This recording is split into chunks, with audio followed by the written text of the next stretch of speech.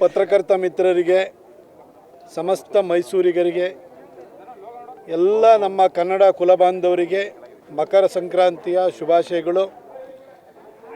ನಿಮ್ಮೆಲ್ಲರಿಗೂ ಕೂಡ ತಾಯಿ ಚಾಮುಂಡೇಶ್ವರಿ ಸುಭಿಕ್ಷೆಯನ್ನು ಕೊಡಲಿ, ನೆಮ್ಮದಿಯನ್ನು ಕೊಡಲಿ, ಕರ್ನಾಟಕಕ್ಕೆ ಒಳ್ಳೆಯ ಭವಿಷ್ಯ ಮತ್ತು ಸಮೃದ್ಧಿಯನ್ನು ಕೊಡಲಿ ಅಂತೇಳಿ ಹೇಳಿ ನಾನು ಪ್ರಾರ್ಥಿಸ್ತೀನಿ. ಇವತ್ತು ನಮ್ಮ ಚಾಮರಾಜ ವಿಧಾನಸಭಾ ಕ್ಷೇತ್ರದ ವ್ಯಾಪ್ತಿಯಲ್ಲಿ ಬರುವಂತಹ ಪ್ರತಾಪ್ ಸಿಂಹ ಸ್ನೇಹ ಬಳಗದ ವತಿಯಿಂದ ಸಂಕ್ರಾಂತಿಯ ಶುಭಾಶಯ ಕೋರುವ ಮತ್ತು ಎಳ್ಳು ಬೆಲ್ಲ ವಿತರಣೆ ಮಾಡುವ ಕಾರ್ಯಕ್ರಮವನ್ನು ನಮ್ಮೆಲ್ಲ ಬಂಧು ಮಿತ್ರರು ಯೋಗ ನರಸಿಂಹಸ್ವಾಮಿ ದೇವಸ್ಥಾನದ ಆವರಣದಲ್ಲಿ ಆಯೋಜನೆಯನ್ನು ಮಾಡಿದ್ದಾರೆ. ಎಲ್ಲರಿಗೂ ಕೂಡ ಎಳ್ಳು ಬೆಲ್ಲವನ್ನು ನಾವು ವಿತರಣೆಯನ್ನು ಮಾಡಿದ್ದೀವಿ, ಗೋಪೂಜೆಯನ್ನು ಮಾಡಿದ್ದೀವಿ.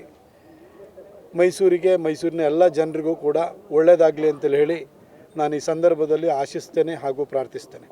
ನಾವು ಕ್ಯಾಲೆಂಡರ್ ಹಂಚಿದ ಸಂದರ್ಭದಲ್ಲೇ ಕ್ಯಾಂಡಿಡೇಟ್ ಅನ್ನೋದು ಪಾರ್ಟಿಯ ಚರ್ಚೆ ಶುರುವಾಗಿರುವಂಥದ್ದು ಜೋರಾಗಿ, ಈಗ ಮತ್ತೆ ಎಳ್ಳು ಬೆಲ್ಲ ಕೂಡ ಜೋರಾಗಿದೆ.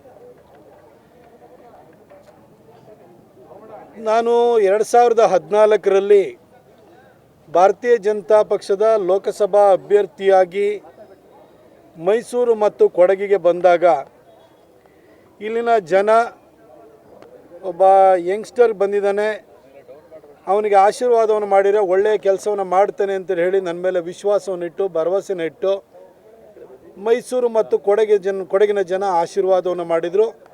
ಅವರ ನಿರೀಕ್ಷೆಗೂ ಮೀರಿದಂತೆ 10 ವರ್ಷಗಳ ಕಾಲ ನಾನು ಕೆಲಸವನ್ನು ಮಾಡಿದ್ದೀನಿ. ಇವತ್ತು ನಾನು ರಾಜ್ಯ ರಾಜಕಾರಣಕ್ಕೆ ಬಂದಿದ್ದೀನಿ. ಅದ್ರ ಬಗ್ಗೆ ಈಗ ಆಲ್ರೆಡಿ ನಾನು ಸ್ಪಷ್ಟೀಕರಣವನ್ನು ಕೂಡ ಕೊಟ್ಟಿದ್ದೀನಿ. ಇವತ್ತು ನಮ್ಮ ಚಾಮರಾಜ ಕ್ಷೇತ್ರದಲ್ಲಿರುವಂತಹ ಪ್ರತಾಪ್ ಸಿಂಹ ಸ್ನೇಹ ಬಳಗದ ವತಿಯಿಂದ ನಾವು ಎಳ್ಳು ಬೆಲ್ಲ ಹಂಚುವ ಕಾರ್ಯಕ್ರಮ ಮಾಡಿದ್ದೀವಿ. ಒಬ್ಬ ಲೋಕಸಭಾ ಸದಸ್ಯನಾಗಿದ್ದಾಗ ಅಥವಾ ಲೋಕಸಭೆಗೆ ಸ್ಪರ್ಧಿಸುವಂಥ ಸಂದರ್ಭದಲ್ಲಿ ಅದು ಆ ಚುನಾವಣೆ ಅನ್ನೋದು ಒಂದು ಅಲೆಯ ಮೇಲೆ ಒಂದು ರಾಷ್ಟ್ರೀಯ ವಿಚಾರಧಾರೆಯನ್ನು ಇಟ್ಕೊಂಡು ನಡೆಯುವಂತಹ ಒಂದು ಚುನಾವಣೆ ಆಗಿರುತ್ತದೆ. ದೇಶಕ್ಕೊಂದು ಮೋದಿಯಂತಹ ಸಮರ್ಥ ನಾಯಕತ್ವ ಬೇಕು. ಅವರು ಪ್ರಧಾನಿ ಆಗಬೇಕಾದ್ರೆ ಕೊಡಗು ಮತ್ತು ಮೈಸೂರಿಂದಲೂ ಒಬ್ಬ ಲೋಕಸಭಾ ಸದಸ್ಯನನ್ನು BJPಯಿಂದ ಆರಿಸಿ ಕಳಿಸ್ಕೊಡ್ಬೇಕು ಅನ್ನುವಂತಹ ಭಾವನೆಯನ್ನು ಇಟ್ಕೊಂಡು ಜನ ವೋಟ್ ಹಾಕ್ತಾರೆ. ಆದರೆ ಗ್ರಾಮ ಪಂಚಾಯಿತಿ ಬಂದಾಗ, ಕಾರ್ಪೊರೇಷನ್ ಚುನಾವಣೆ ಬಂದಾಗ, ವಿಧಾನಸೌಧದ ಚುನಾವಣೆ ಅಂದರೆ ವಿಧಾನಸಭೆಯ ಚುನಾವಣೆ ಬಂದಾಗ ಜನ ನಮ್ಮ ಯೋಗಕ್ಷೇಮವನ್ನು ಯಾರು ನೋಡ್ಕೊಳ್ತಾರೆ, ಪೌರ ಸಮಸ್ಯೆಗಳನ್ನು ಯಾರು ಪರಿಹಾರವನ್ನು ಮಾಡ್ತಾರೆ, ಯಾರು ನಮ್ಮ ಕ್ಷೇತ್ರದ ಅಭಿವೃದ್ಧಿಯನ್ನು ಮಾಡ್ತಾರೆ, ಹಿತಚಿಂತನೆಯನ್ನು ಮಾಡ್ತಾರೆ, ಜನರಿಗೆ ಉಪಕಾರ ಮಾಡದೇ ಇದ್ರೂ ಪರವಾಗಿಲ್ಲ ಉಪದ್ರ ಮಾಡದೇ ಇದ್ದವ್ರು ಯಾರು, ಹಾಗೂ ಜನರ ಜೊತೆ ಯಾರು ಸ್ನೇಹ ಸಂಬಂಧದಿಂದ ಇರ್ತಾರೆ ಅನ್ನೋದನ್ನು ನೋಡಿ ಚುನಾಯಿಸ್ತಾರೆ. ಈ ಒಂದು ಚಾಮರಾಜ ಕ್ಷೇತ್ರದಲ್ಲೂ ಅಷ್ಟೇ ಯಾವಾಗಲೂ ಜನಹಿತವನ್ನು ಕಾಣ್ತಿದ್ದಂತಹ, ಅದರಲ್ಲಿ ಖುಷಿಯನ್ನು ಕಾಣ್ತಿದ್ದಂತಹ, ಅದ್ರ ಬಗ್ಗೆ ಸದಾ ಚಿಂತಿಸ್ತಿದ್ದಂತಹ ಶಂಕರಲಿಂಗೇಗೌಡರನ್ನ ಸತತವಾಗಿ 4 ಸಾರಿ ಗೆಲ್ಲಿಸಿದ್ದಾರೆ. ಅವರನ್ನು ಒಬ್ಬ ಪೀಪಲ್ ಫ್ರೆಂಡ್ಲಿ ಅಥವಾ ಜನಸ್ನೇಹಿ ಅಂತ ಕರಿಬೋದು. ಹಾಗೆಯೇ ಇಲ್ಲಿ ಬೇರೆ ಪಕ್ಷ ಆದರೂ ಪರವಾಗಿಲ್ಲ, ಆದರೆ ಇವತ್ತು ಚಾಮರಾಜ ಕ್ಷೇತ್ರದಲ್ಲಿ ಅಭಿವೃದ್ಧಿಯ ಕುರುಹುಗಳು ಅಂದರೆ ಗುರುತರವಾದಂತಹ ಕುರುಹುಗಳು ಯಾವ್ದಾದ್ರು ಇತ್ತು ಅಂತಂದರೆ ಅದು ವಾಸು ಅವ್ರನ್ನ ನೆನಪು ಮಾಡ್ಕೊಳ್ತಾರೆ. ಅವರನ್ನು ನಾವೊಂಥರ ಅಭಿವೃದ್ಧಿ ಸ್ನೇಹಿ ಅಂತ ಅನ್ಬೋದು. ಇವ್ರ ಬಗ್ಗೆ ಇವತ್ತು ಇವರಿಬ್ಬರು ನಮ್ಮ ಜೊತೆ ಇಲ್ಲ, ಆದರೆ ಜನ ಇವತ್ತು ಕೂಡ ಭಾಳ ಪ್ರೀತಿಯಿಂದ ಅವ್ರನ್ನ ನೆನಪು ಮಾಡ್ಕೊಳ್ತಾರೆ, ಅವ್ರ ಕಾಂಟ್ರಿಬ್ಯೂಷನ್ ನೆನಪು ಮಾಡ್ಕೊಳ್ತಾರೆ, ಅವರು ಜನರ ಜೊತೆ ನಡ್ಕೊಳ್ತಿದ್ದಂತಹ ವರ್ತನೆ ಬಗ್ಗೆ ನೆನಪು ಮಾಡ್ಕೊಳ್ತಾರೆ. ಹೀಗೆ ಇಂಥವ್ರನ್ನೆಲ್ಲ ಮಾದರಿಯಾಗಿ ಇಟ್ಕೊಂಡು ನಡೆಯುವಂತಹ ಒಂದು ಯೋಚನೆಯನ್ನು ನಾನು ಮಾಡಿದ್ದೀನಿ. ನಾನು 10 ವರ್ಷ MP ಆಗಿ ಕೆಲಸವನ್ನು ಮಾಡಿದ್ದೀನಿ. ಈಗ ನಾನು ಒಂದು ಸ್ಥಳೀಯ ಚುನಾವಣೆಯಲ್ಲಿ ಅಥವಾ ವಿಧಾನಸೌಧವನ್ನು ಪ್ರವೇಶವನ್ನು ಮಾಡಬೇಕು, ಈ ಕ್ಷೇತ್ರಕ್ಕೆ ಒಳ್ಳೆಯದಾಗಬೇಕು ಅಂತೇಳಿ ಯೋಚನೆಯನ್ನು ಮಾಡಿ ಬಂದಿದ್ದೀನಿ. ನಾನು ಕೂಡ ಒಬ್ಬ ಆಕಾಂಕ್ಷಿಗೂ ಮತ್ತು ಅಭ್ಯರ್ಥಿಗೂ ಇರುವ ವ್ಯತ್ಯಾಸವನ್ನು ನಾನು ಈಗ ಆಲ್ರೆಡಿ ಸ್ಪಷ್ಟಪಡಿಸಿದ್ದೀನಿ. ಅದು ಪಕ್ಷ ನಿರ್ಧಾರವನ್ನು ಮಾಡುತ್ತೆ.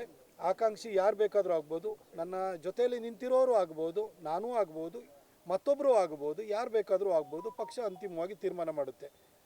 ಆದರೆ ಚಾಮರಾಜ ಕ್ಷೇತ್ರದ ಒಂದು ವಿಶೇಷತೆ ಏನಂತಂದರೆ, ಇದು ಬೆಂಗಳೂರು ಸೌತನ್ನು ಹೇಗೆ ಒಂದು ವಿದ್ಯಾವಂತರ ಕ್ಷೇತ್ರ ಅಂತ ಹೇಳ್ತೀವಿ, ರಾಷ್ಟ್ರ ಮಟ್ಟದಲ್ಲಿ ಹೋದರೆ ಡೆಲ್ಲಿ ಸೌತನ್ನು ವಿದ್ಯಾವಂತರ ಕ್ಷೇತ್ರ ಅಂತ ಹೇಳ್ತೀವಿ, ಹಾಗೆ ಕರ್ನಾಟಕ ವಿಧಾನಸಭೆಯ ವಿಚಾರ ಬಂದಾಗ ವಿದ್ಯಾವಂತರ ಕ್ಷೇತ್ರ ಅಂತೇಳಿ ಹೇಳಿದರೆ ಅದು ಚಾಮರಾಜ ಕ್ಷೇತ್ರ. ಇಲ್ಲಿ ವಿದ್ಯಾವಂತರು, ಪ್ರಜ್ಞಾವಂತರು, ವಿಚಾರವಂತರು ಇರುವಂಥವರು, ಸದಾ ಸಮಾಜದ ಬಗ್ಗೆ ಯೋಚನೆಯನ್ನು ಮಾಡುವಂಥವ್ರು. ಇಲ್ಲಿ ಆರ್ ಕೆ ಲಕ್ಷ್ಮಣ್ ಅಂತವರು ಕೂಡ ಇಲ್ಲಿ ಬಾಳಿ ಬದುಕಿದಂತಹ ಜಾಗ ಇದು. ಇಲ್ಲಿ ಭಾರತೀಯ ವಿದ್ಯಾಮಂದಿರ ಇದೆ, ಕೇಂದ್ರ ಸರ್ಕಾರದ ಎಲ್ಲ ಉದ್ದಿಮೆಗಳು ಇಲ್ಲಿದ್ದಾವೆ, ಇಲ್ಲಿ ಅತಿ ಹೆಚ್ಚು ಶೈಕ್ಷಣಿಕ ಸಂಸ್ಥೆಗಳಿದ್ದಾವೆ. ಹಾಗಾಗಿ ಈ ವಿದ್ಯಾವಂತರ, ಪ್ರಜ್ಞಾವಂತರ, ವಿಚಾರವಂತರ ಪ್ರತಿನಿಧಿ ಯಾರಾಗಬೇಕು ಅನ್ನೋದನ್ನು ಇಲ್ಲಿನ ಜನ ತೀರ್ಮಾನ ಮಾಡ್ತಾರೆ. ನಾನು ಕೂಡ ಆಶೀರ್ವಾದ ಮಾಡಿ ಅಂತ ಜನರ ಹತ್ರ ಅವ್ರ ಹತ್ರ ಹೋಗ್ತಾ ಇದ್ದೀನಿ. ಅವರ ವಿಶ್ವಾಸವನ್ನು ಗಳಿಸಲಿಕ್ಕೆ ಪ್ರಯತ್ನವನ್ನು ಮಾಡ್ತೀನಿ. ವಿಶ್ವಾಸ ನನ್ನ ಮೇಲೆ ಇದೆ. ಎಲ್ಲೋದ್ರೂ ಕೂಡ ಒಂದು ಪ್ರೀತಿಯನ್ನು, ಗೌರವವನ್ನು ತೋರ್ತಾ ಇದ್ದಾರೆ. ಅಂತಿಮವಾಗಿ ಇಂಥ ಪ್ರಜ್ಞಾವಂತ, ವಿದ್ಯಾವಂತ, ವಿಚಾರವಂತ ಕ್ಷೇತ್ರದ ಅಭ್ಯರ್ಥಿ ಯಾರಾಗಬೇಕು ಅನ್ನೋದನ್ನು ಪಕ್ಷ ತೀರ್ಮಾನ ಮಾಡುತ್ತೆ. ಸರ್, ಈಗ